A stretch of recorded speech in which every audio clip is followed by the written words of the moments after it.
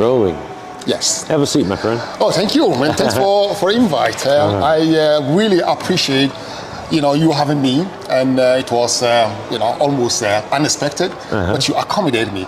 Would you please just tell us, your name and your background? My name is Robert Burbridge, and my background is in public safety. I'm a public servant. After the military, I became a paramedic and joined the fire service, and moved my way up through the ranks and became ultimately the fire chief. And I love public speaking. I want you to love public speaking. Thank you. This is my biggest goal right now. Yeah. It's my biggest goal to improve all aspects of my life, and which is why this channel that's actually where this channel was born. Rethinking the hustle. So everything is for us to, I'm putting myself under the extreme condition to get the best out of me. Okay, let me tell you about the fruit bowl. Okay. All right. So we've all seen a bowl of fruit. Okay. The fruit is the content. It's what you want to say. The bowl keeps the fruit together. The bowl represents the context of it. And if you don't have your context, your fruit's going to be all over the table. That's right. Absolutely. And here's what I mean. If you have an audience of 500 people, well, first of all, they're there and they want to hear from you. That's right. They want to hear from you. Absolutely. So, throw all those nerves away, because they're here to hear your message if you have a message to deliver. So it's about respect and humor and maybe a little self-deprecation if you have a story to sell. But it's colors and music and dance. If you can bring all that in to a boring lecture, you have something that's just dry, a monotonous or a safety briefing or, something that isn't sexy. That's right. That's right. You can make it sexy with colors and music and dance and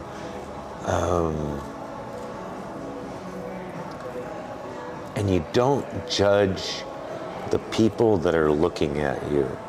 And the one that we fear most is the face, where somebody is sitting in the audience all the way through your speech. Wow, because that kind of gives you that question mark. Are you doing something right? Are you touching them in the positive or negative way? You don't know. You don't know. You don't know. Yes. But if you have a classroom or a room of people that may or may not get along, if you insult the guy that's disrupting you, or I'll just say, if somebody's being an asshole during your lecture, if you go after him, everybody's going to come to his defense. Oh, yeah? And you just lost the energy in the room.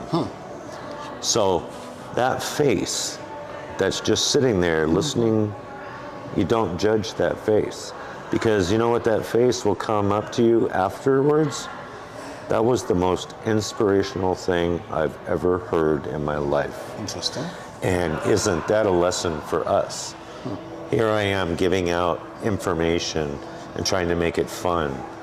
And I'm judging this person because they're not getting it. They're not reacting the way I would react. That's right. Or my friends react. That's right.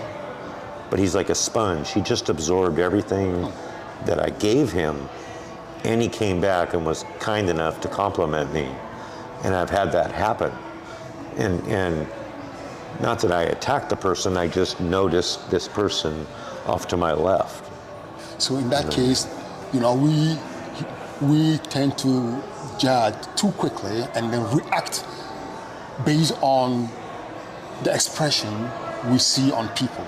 Exactly. And it's not even a cultural thing. It's how you were raised, how you were taught, I've gone to higher education and learned nothing.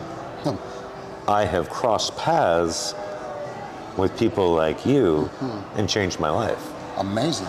So what because I'm 63 right now, I go find the instructor that's going to make a difference for me.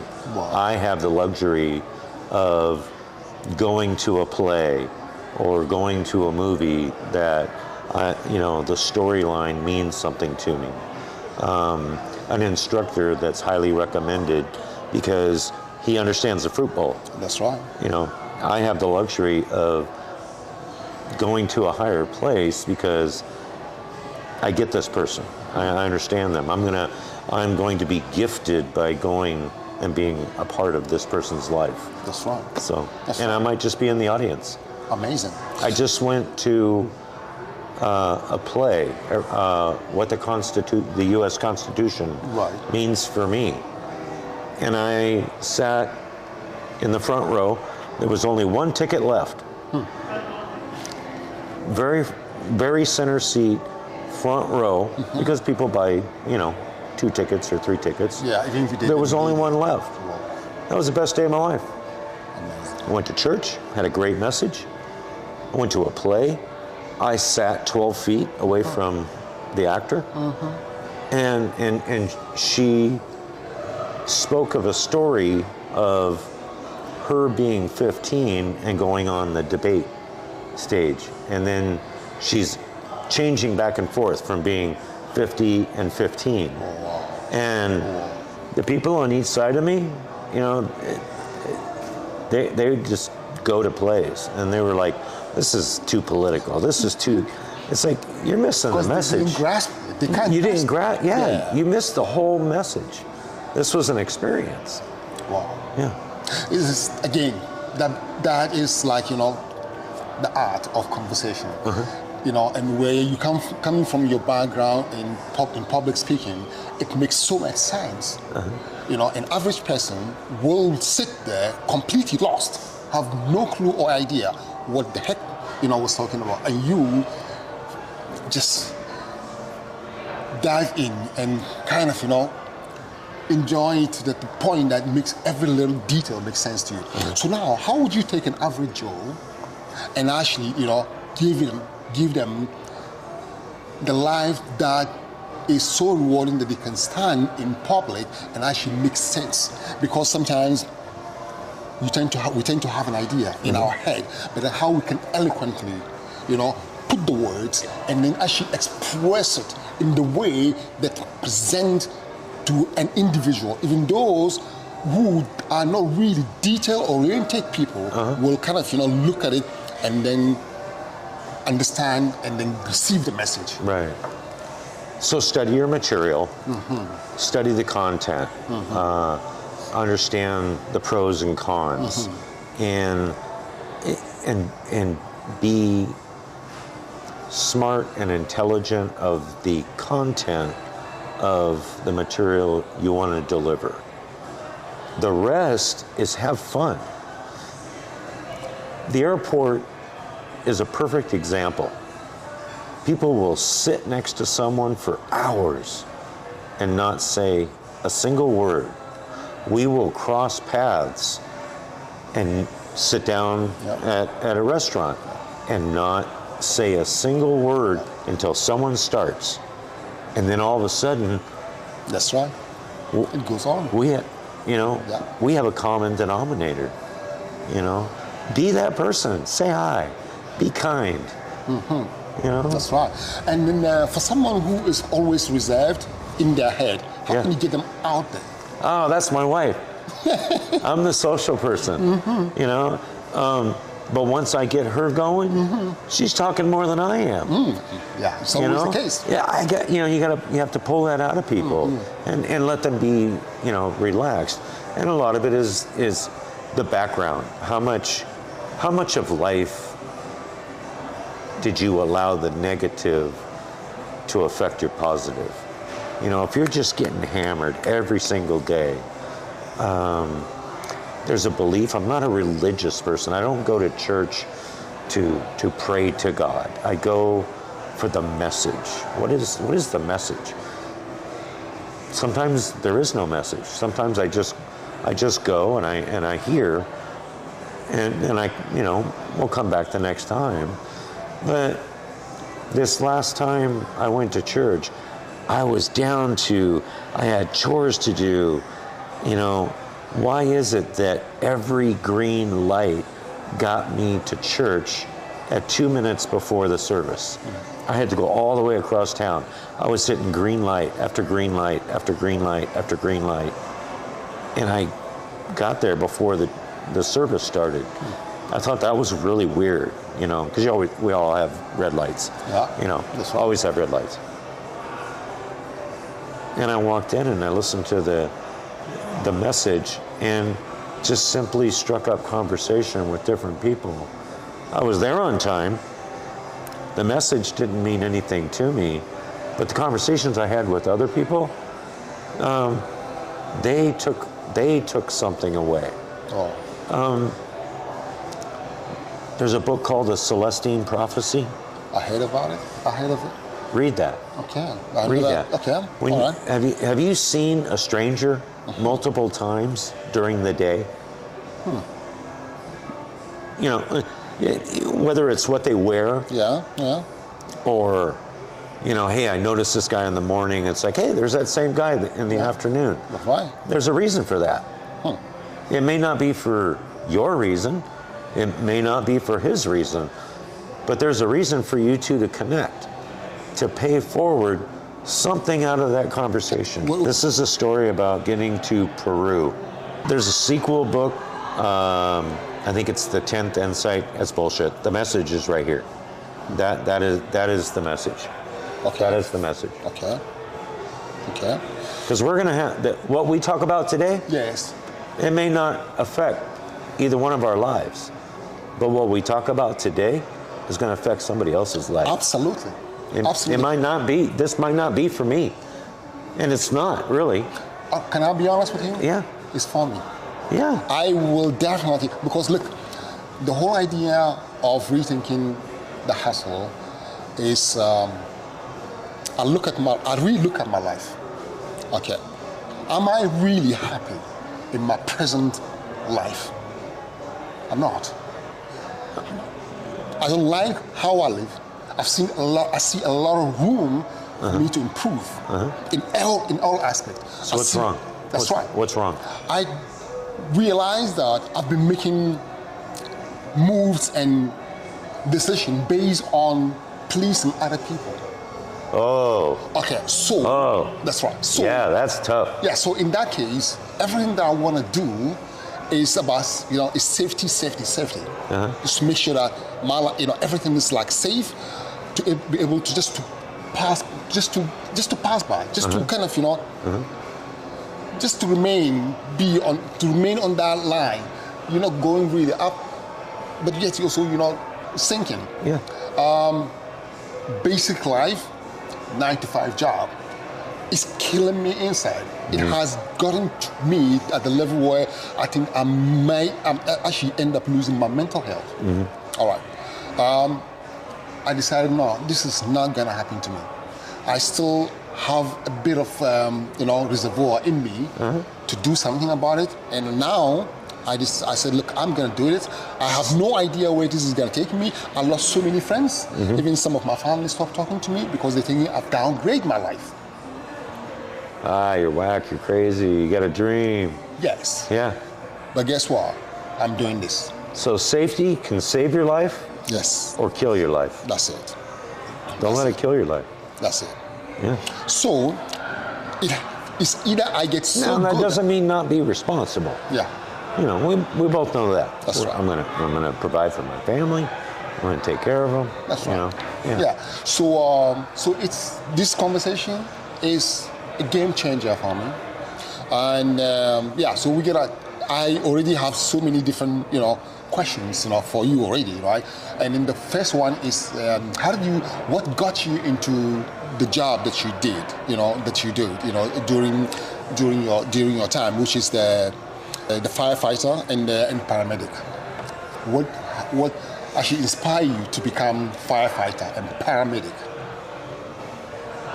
This will sound cheesy because I don't operate with the ego. It's nice to make a difference in some person's life and just step back and step out. Whether it's a conversation, whether it's the skills that I have. Because when I was a practicing paramedic, I was good at my skills. I was good. I can imagine. And it was, well, part of it was preserving life, bringing life into the world, being with someone when life leaves this world. Those are, life comes and it goes. But to be able to make an impact and then just step back and let them flourish. I think that's why I was a good fire chief. I celebrated what my guys and gals did. They did it for them, ultimately for the department and the county. But I applaud their aspirations, and they got to climb to the mountain of success all by themselves. I just gave them room. I gave you room to grow and to be and to do. I did have one rule. You can make a mistake. We all do. But if you don't give a shit about people, I don't want you working for me. This isn't a job where you get to wave at the girls and get dates. And that's right. I hate fire. I do not like fire. I can't stand fire. Wow. I can't stand the destruction of fire. Interesting. But that's the industry you chose to. But I'm damn good at putting fire out. You give me this amount of water, I'm gonna apply it at the right time, and I'm gonna teach my people, the fire and the science behind it and what to expect. No fire should ever surprise you. You should know where that fire is gonna go. Now there's unknowns behind those doors. If you're storing gasoline, I didn't expect that. But watching people be affected in a positive way, I don't need to say anything. I just need to give you room to grow. And then they come. Oh God damn. They come back at times where you may be at your lowest. You talk about your family, and, they're like, what are you doing? What are you doing? What are you doing? 3, 4, 5, 10 years ago, or 10 years go by, and people come back, and this is what effect you had on me. And a lot of times I don't even remember it. It's like, do you remember on this day we were going to this call and you said this? I'm like, no. That's being just true and honest, and yeah, I didn't expect this. Yeah, wow, that's amazing. That's beautiful. That's really beautiful. I did not expect this. Wow. You are absolutely amazing. I feel this is blessing. It's a blessing. Go talk to people. Don't let a waiver or a policy or a permission get in the way. Be ready. What do you find the difference between the two countries, Canada and the US? Oh, right now, politics. I am here to take a break from America.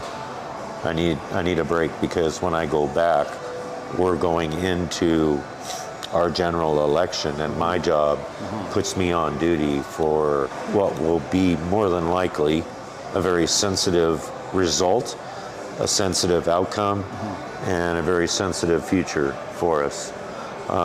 So I'm taking a break. I'm not plugging into any news. And ask that question one more time. Yeah, I mean, why am I here? Yeah, okay. Yeah. Well, and also, but you do also have family down here, right?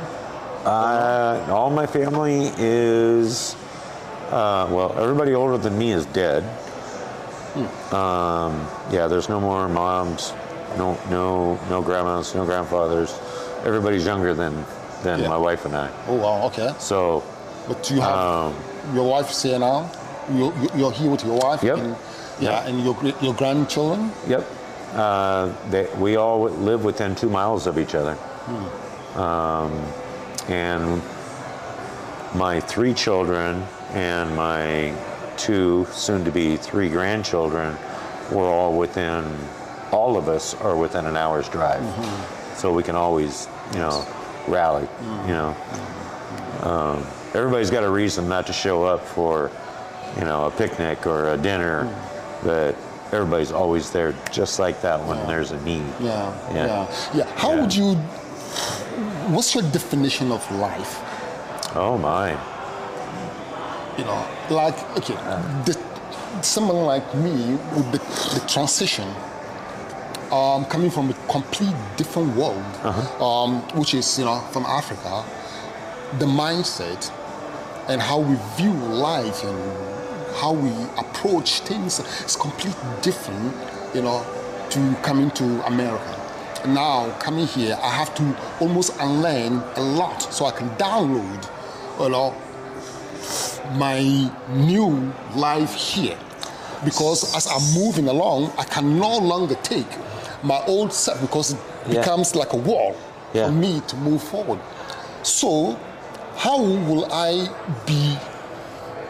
be able to combine some of my old habits and then with the new one to kind of, fit it into reality and make a better life out of it? I think every Uber ride gives me a view into the world. Because when we go to Seattle, it's not a white guy that picks me up in an Uber. It's someone from Zimbabwe. It's someone from South Africa or Southern America. I've had people from all over Africa, Kenya, Somalia, and it's like, whoa, they even joke about their pirates. Somalia, I get 20, 25 minutes with these people, and I don't miss those conversations unless there's a language barrier, because that's part of life. I've seen life come into the world. I've seen all kinds of good and bad life leave the world. How people make an adjustment, you come, by choice. I'm assuming you came to Canada for a better life. And you did. You made it. You're here. I'm here. Congratulations. Thank you. I'm here. What do you want to get out of life? What vision do you have? And you can't put a dollar on it. If you look at your checking account and envision your future, you're already losing. You're going to lose. You're going to lose. I have X amount of dollars on my checking account. I can only dream so big. Bullshit. I have a vision. And if people are of like mind, or you can reach out with that vision and touch other people, the gifts coming in, the funding will coming in. It'll happen from places you'll never expect. Okay, where are you at now? Where am I at? Yes. I retired from the fire service, went into emergency management, which is it's probably the greatest challenge of my life professionally, to be the ambassador of emergency management with my professional partners. Nice. My phone doesn't ring unless crap's on fire, roads are flooded, the earth's moving, or the wind's blowing. And that's really only 5% of the year. So it is difficult to get people to have a different mindset of how we're going to perform in a disaster than we do 95% of the day. And when if you try to operate in that 5% with a 95% attitude, you're going to fail. There's a mind shift, and it's really 95% of the time, the top down tells us what to do. In a disaster, it's the bottom up that gives us the information, that gives us those assessments, that gives us the power to say, hey, this community needs help, or this community needs help. And you have to kind of be a part of that professional discipline to appreciate that. It's like, who does 911, what do you have up here, 999? 911. 911? Who does 911 call when they need help? They can't call 911. Who do they call? They either punt, make it up, or you do a mind shift to emergency management. And you manage now the disaster or the emergency. You're overrun. It's out of your control. But the ego of a lot of professionals won't ask for help. Wow. And that's the difference between saving lives and watching people die. Ego. Nice. And my last question, I know we're taking, I'm taking my, You're good.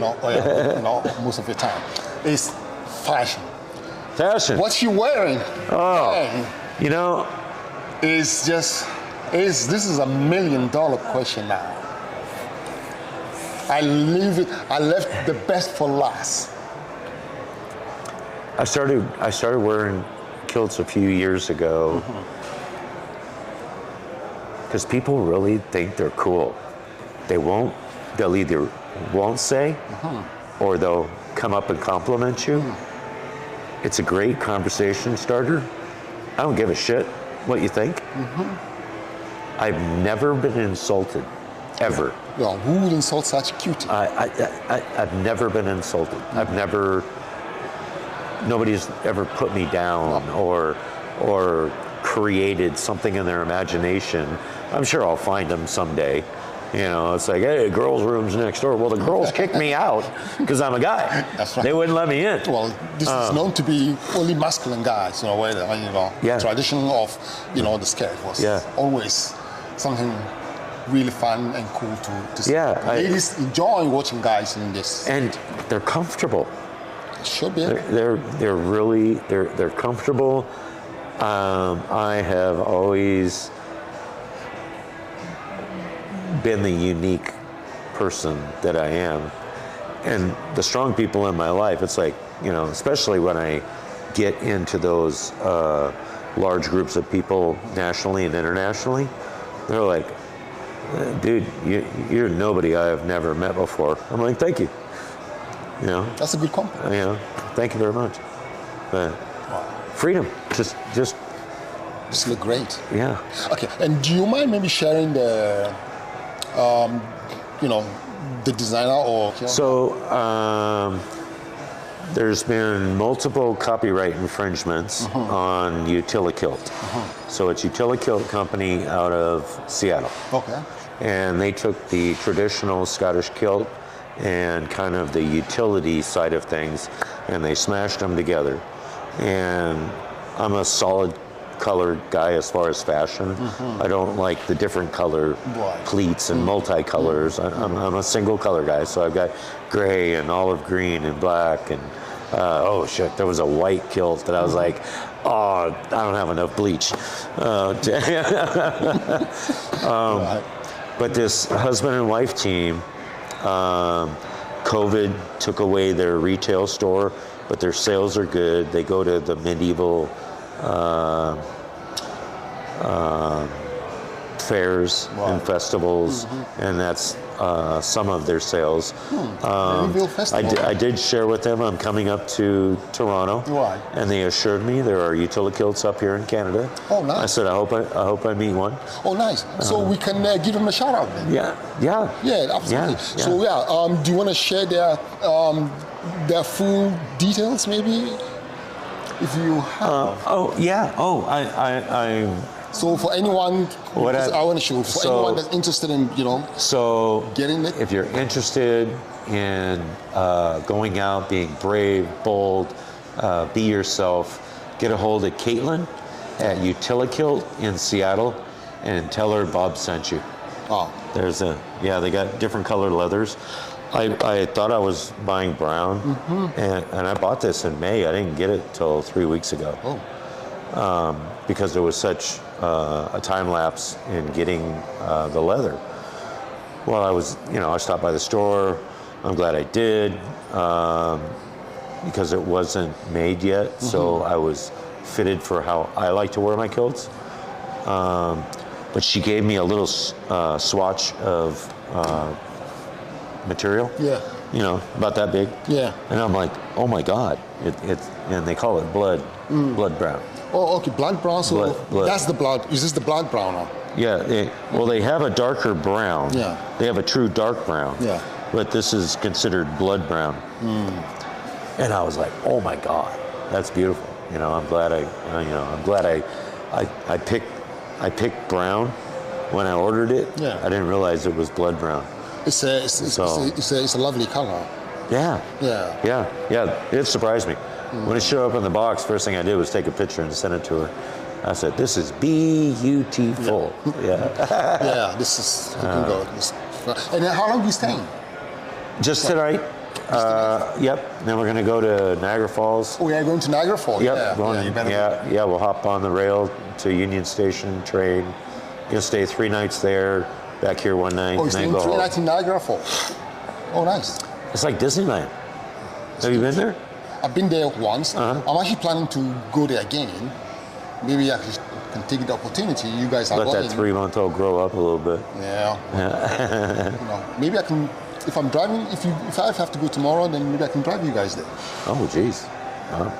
I'm just thinking. Yeah. Yeah, but let's. You get people to talk to. Yeah, that's part of the. Right. This is whole part of it. Yeah. Get there also, meet other people. Continue the journey goes on. Or hop the train, and we'll find you people to talk to. Yeah. Well, thank you, Bob. Thank you. It's a blessing. Stay in contact. You got my email. Bob, I want to watch you grow. Bob, I want to watch you grow. Start with me. Okay. Yeah, you're gonna be hearing from me, and I need to come more for lesson on public speaking, because that is where I need to grow heavily. Work on the fruit bowl. Okay. Colors, dance. If you can get them to laugh, as soon as you get someone to laugh, now you've met them. Okay. You can't fake a laugh. People can't fake through a laugh. I know. They can fake through a stone face, but once you get them laughing, now you've met that person. Eyes. Yep. Beautiful. All right. That's a good one. That's a good one.